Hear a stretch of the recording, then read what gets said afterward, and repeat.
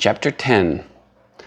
Unsolicited health advice is usually the most unwelcome advice out there. Man, this is one thing that will get you that person, keep them away from me. I remember, my mom beat terminal cancer holistically. And she got very into nutrition and everything. And, for some reason, as a teenage boy, I did not want colon health advice from my mother. Right? Now, that's an extreme example, but, people don't care how much you know until they know how much you care, right? So we have an interesting balance, don't we? Like, we have something that everyone deserves to know about, yet unwelcome advice is some of the most unwelcome advice out there. So what you're going to have to do is, I'll give you an example. First network marketing company I ever did much with, it was like 1994, okay? And AIDS was still a pretty big deal. And I was living in San Francisco, like AIDS research capital of the world. And the supplement the company had an 80% success rate with people with AIDS. And I'm like, recent college grad, I'm like, we're gonna take over the city.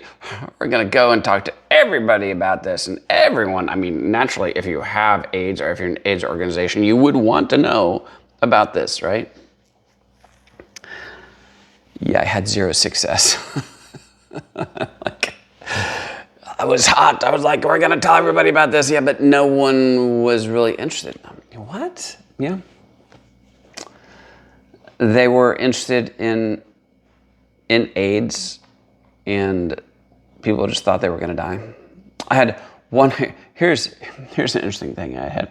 The company also had another supplement, was great. It would help your body produce DHEA, and there was some evidence that could help as well.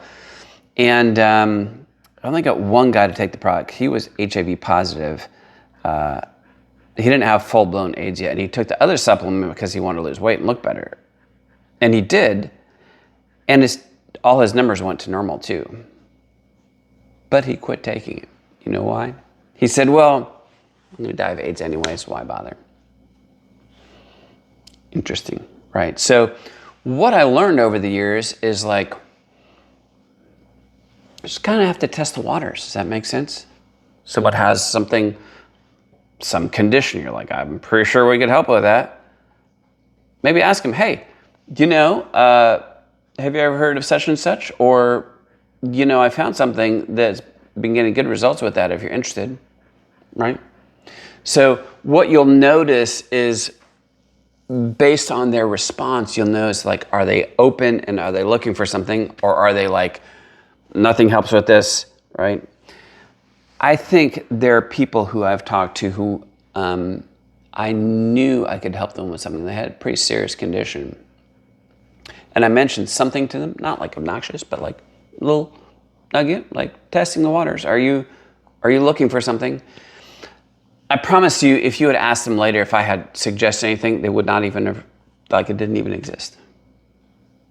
Right? Here, I'll tell you the extreme of this, and this may sound brutal, but I think it's true.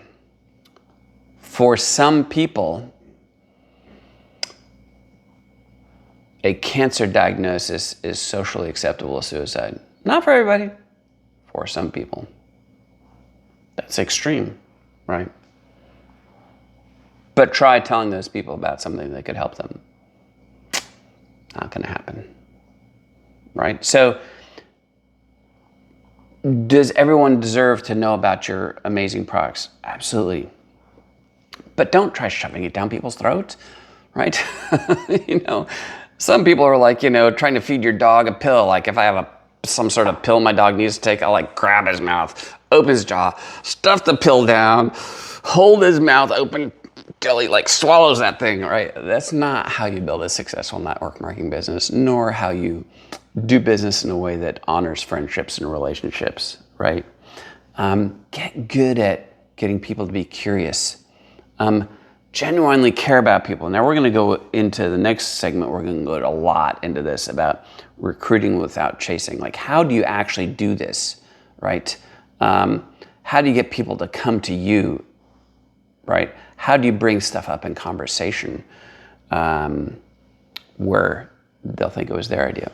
So join us for section 11, recruiting without chasing, next.